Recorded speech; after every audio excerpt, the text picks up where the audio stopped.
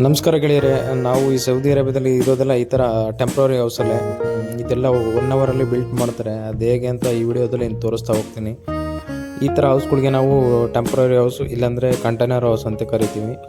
ಇದೆಲ್ಲ ಆಲ್ಮೋಸ್ಟ್ ಅಲ್ಲೂ ಡೆಸರ್ಟ್ ಏರಿಯಾದಲ್ಲೇ ಜಾಸ್ತಿ ಇರುತ್ತೆ.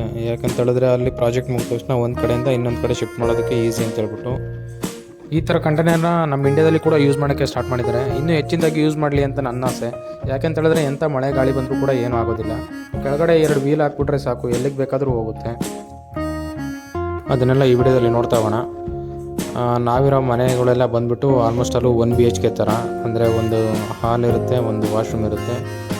ಇನ್ನೂ ಬೇಕಂದರೆ VIP ರೂಮು ಆ ಥರ ಕಡೆ ಆದರೆ ಇನ್ನೂ ಚೆನ್ನಾಗಿ, ಅಂದರೆ ಒಂದು ಹಾಲು, ಕಿಚನ್ನು, ವಾಶ್ರೂಮ್ ಥರ ಮಾಡಿರ್ತಾರೆ.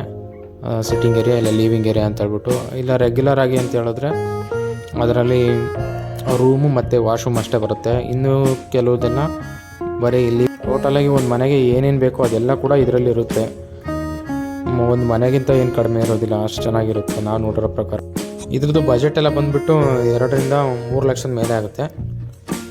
ಇನ್ನು ಅದರಲ್ಲಿ ಯೂಸ್ ಮಾಡೋ ಮೆಟೀರಿಯಲ್ ಮೇಲೆ ಕೂಡ ಡಿಪೆಂಡ್ ಆಗಿರುತ್ತೆ. ಇನ್ನು ಇಲ್ಲಿ ಒಂಟೆ ಕಾಯೋರೆಲ್ಲ ಬಂದುಬಿಟ್ಟು ಅದ್ರ ಮೇಲ್ಗಡೆ ಸೋಲಾರು, ಹಾಗೆ ವಾಟರ್ ಟ್ಯಾಂಕು, ಚಿಕ್ಕದೊಂದು ಸಿಂಟೆಕ್ಸ್ ಎಲ್ಲ ಇರುತ್ತೆ. ಹಾಗೆ ಒಳಗಡೆ ವಾಶ್ರೂಮು, ಹಾಗೆ ಕಿಚನ್ನು, ಇದೆಲ್ಲನೂ ಇನ್ಕ್ಲೂಡ್ ಆಗಿರೋ ಥರನೇ ಮಾಡಿಸ್ತಾರೆ. ಇನ್ನು ಲೇಬರ್ ಕ್ಯಾಂಪ್ಸು ಮತ್ತು ಬೇರೆ ಬೇರೆ ಕ್ಯಾಂಪ್ಸ್ಗೆ ಆದರೆ ಸಿಂಪಲ್ಲಾಗಿ ಒಂದು ಬೆಡ್ರೂಮು ಹಾಗೆ ವಾಶ್ರೂಮ್ ಇರೋ ಥರ ಮಾಡಿಸಿರ್ತಾರೆ. ಇದನ್ನು ನೋಡಿ ಇಲ್ಲಿ ಇನ್ಸ್ಟಾಲೇಷನ್ ಮಾಡ್ತಾಯಿದ್ದಾರೆ. ಕೆಳಗಡೆ ಮೊದಲು ಬೆಡ್ಡೆಲ್ಲ ರೆಡಿ ಮಾಡ್ಕೋತಾರೆ. ಹಾಗೆ ಪೈಪ್ಲೈನು, ವಾಶ್ರೂಮ್ಗೆ ಅದೆಲ್ಲ ಸಪ್ರೇಟಾಗೇ ಇರುತ್ತೆ. ಕೆಲವು ರೂಮಲ್ಲಿ ಗೀಸರೆಲ್ಲ ಪ್ರೀ ಇನ್ಸ್ಟಾಲ್ಡೇ ಬರುತ್ತೆ. ಇನ್ನು ಕೆಲವು ಕಡೆ ಹೊರಗಡೆಯಿಂದನೇ ಇನ್ಸ್ಟಾಲ್ ಮಾಡಬೇಕು.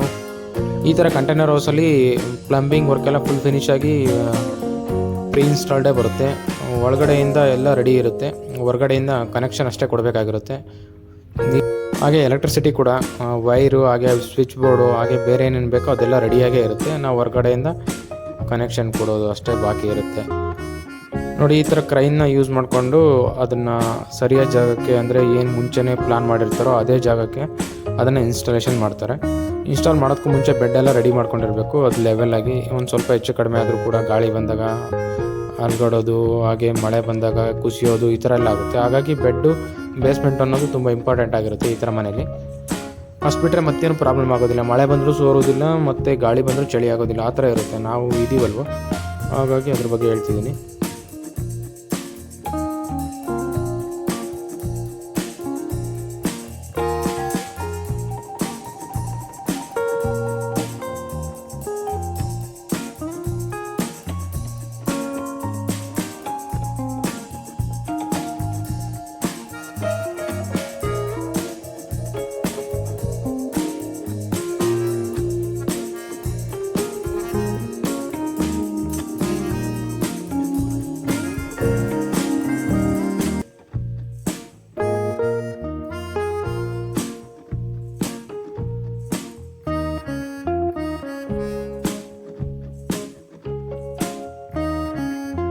ನೋಡಿ, ನಾನು ಆಗಲೇ ಹೇಳಿಲ್ವಾ, ಪ್ಲಂಬಿಂಗ್ ವರ್ಕೆಲ್ಲ ಎಷ್ಟು ನೀಟಾಗಿ ಮಾಡಿದ್ದಾರೆ ಅಂತ ಹೇಳ್ಬಿಟ್ಟು. ಎಲ್ಲೂ ಕೂಡ ಪ್ಲಂಬಿಂಗ್ದು ಡ್ಯಾಮೇಜ್ ಆಗದೇ ಇರೋ ಥರ, ಹೊರಗಡೆ ಬರದೇ ಇರೋ ಥರ ಮಾಡಿರ್ತಾರೆ.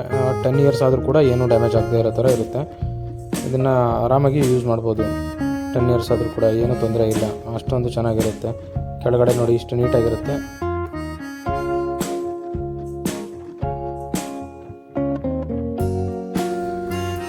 ಇನ್ನು ಇಲ್ಲಿ ಓಡಾಡೋಕ್ಕೆಲ್ಲ ದಾರಿ ಬೇಕಲ್ವ, ಅದಕ್ಕಾಗಿ ದಾರಿ ಕೂಡ ರೆಡಿ ಮಾಡ್ತಾರೆ.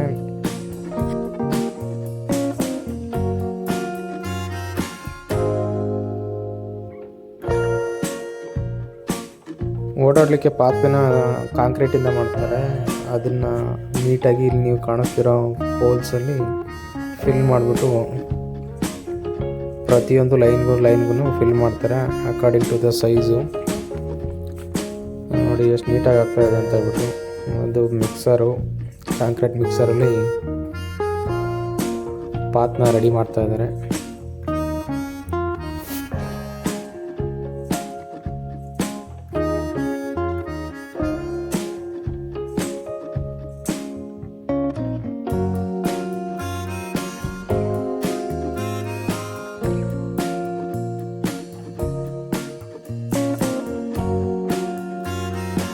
ಈ ವಿಡಿಯೋ ನಿಮಗೆ ತುಂಬ ಇಷ್ಟ ಆಗಿರುತ್ತೆ ಅಂತ ನಾನು ತಿಳ್ಕೊತೀನಿ.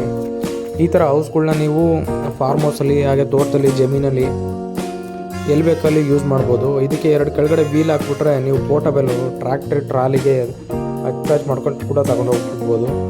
ಈ ಥರ ಚೆನ್ನಾಗಿರುತ್ತೆ. ನೀವು ಅದರಲ್ಲಿ ಯಾವ ಥರ ಬೇಕು ಆ ಥರ ಡಿಸೈನ್ ಕೂಡ ಮಾಡಿಸ್ಕೋಬೋದು. ನೋಡಿ ಇಲ್ಲಿ ಸಿಂಕ್ ಇದೆ, ಯೂರಿನಲ್ಸ್ ಇದೆ, ಹಾಗೆ ವಾಶ್ರೂಮ್ ಇದೆ, ಹಾಗೆ ಬಾತ್ರೂಮ್ಸ್ ಇದೆ. ಈ ಥರ ಎಲ್ಲ ಪ್ರತಿಯೊಂದು ಫೆಸಿಲಿಟಿ ಕೂಡ ಇದರಲ್ಲೇ ಇರುತ್ತೆ. ಇದನ್ನು ನಿಮಗೆ ಅವಶ್ಯಕತೆಗೆ ತಕ್ಕಂತೆ ಡಿಸೈನ್ ಕೂಡ ಮಾಡಿಸ್ಕೋಬೋದು. ನಮ್ಮ ಇಂಡಿಯಾದಲ್ಲೂ ಕೂಡ ಅವೈಲಬಿಲಿಟಿ ಇದೆ ಇದು.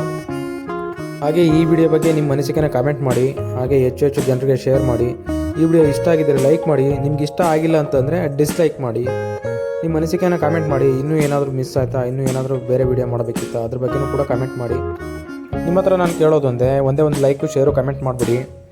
ನೀವು ಮಾಡೋ ಲೈಕು ಶೇರು ಕಮೆಂಟಿಂದ ನನಗೆ ಬೇರೆ ವಿಡಿಯೋ ಮಾಡೋದಕ್ಕೆ ಪ್ರೋತ್ಸಾಹ ಕೊಟ್ಟಾಗುತ್ತೆ. ಈ ಮೂಲಕ ನಿಮ್ಮೆಲ್ಲರಿಗೂ ಥ್ಯಾಂಕ್ ಯು ಹೇಳ್ತಾ ನಾನು ಈ ವಿಡಿಯೋನ ಇಲ್ಲಿಗೆ ಮುಗಿಸ್ತಾ ಇದ್ದೀನಿ. ಮುಂದಿನ ವಿಡಿಯೋದಲ್ಲಿ ಬೇರೆ ಮಾಹಿತಿ ಜೊತೆ ಸಿಗ್ತೀನಿ. ಥ್ಯಾಂಕ್ ಯು, ಎಲ್ರಿಗೂ ಧನ್ಯವಾದಗಳು.